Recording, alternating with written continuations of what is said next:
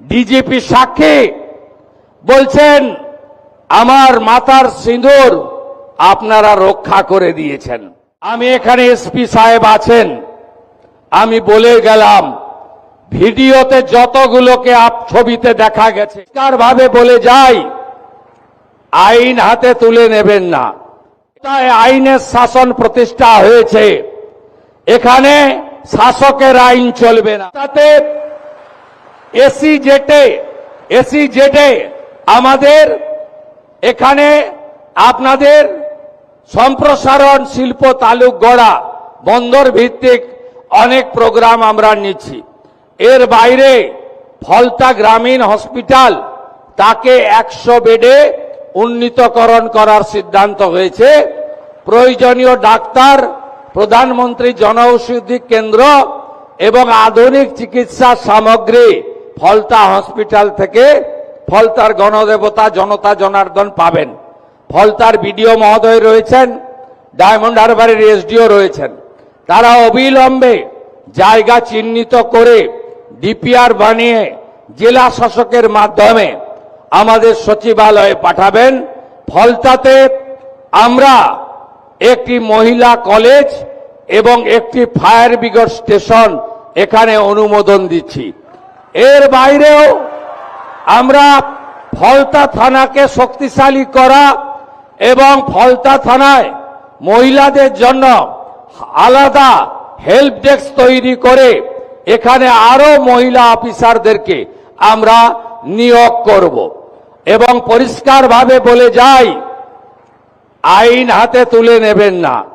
এ সরকার ছাড়বে না, এ সরকার কাউকে ছাড়বে না। আমি যখন এই কল্যাণ শিবিরে একজন বোনকে পরিষেবা দিচ্ছিলাম, তিনি আমাকে বলছিলেন চোখের জল ফেলতে ফেলতে, একটু আগেই ডিজিপি সাক্ষী বলছেন আমার মাথার সিঁদুর আপনারা রক্ষা করে দিয়েছেন।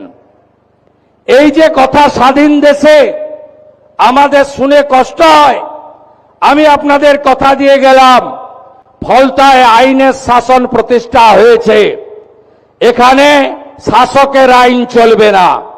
গুন্ডামি, জঙ্গিপনা, জমি লুট আমরা কোনোটাই ভবিষ্যতে করতে দেব না। ভোট লুট তো অতীত হয়ে গেছে। আপনারা নিশ্চিন্ত থাকুন, যত বড় মাফিয়া ডন হোক না কেন তাকে সবক শেখানোর কাজ ভারতীয় জনতা পার্টি পরিচালিত রাজ্যের সরকার করবে।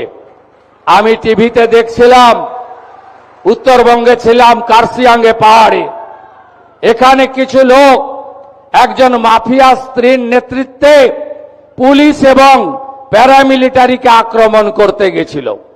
আমি এখানে এসপি সাহেব আছেন, আমি বলে গেলাম ভিডিওতে যতগুলোকে ছবিতে দেখা গেছে কেউ যেন বাড়িতে না থাকে, তাদেরকে আইনের আওতায় আনতে হবে এবং ভারতীয় ন্যায় সংহিতার অন্তর্গত রাষ্ট্রবিরোধী কার্যকলাপের যে ধারা আছে, আমি পুলিশ মন্ত্রী হিসেবে আপনাকে নির্দেশ দিচ্ছি, সেই ধারাতে এমন শিক্ষা দিন যাতে কোনোদিন কোন পুলিশ সরকারি কর্মচারী, প্যারামিলিটারি যারা এসেছেন আমাদের সাহায্য করতে, তাদেরকে কেউ আক্রমণ করার সাহস না রাখে। আপনারা শুনলে খুশি হবেন, শুধু জেলের ভাত খাওয়ানো নয়, যারা হামলা করেছে তাদের সম্পত্তি বাজেয়াপ্ত করে সেই সম্পত্তিকে নিলামে চড়ানোর কাজও আপনাদের ডবল ইঞ্জিন সরকার করবে।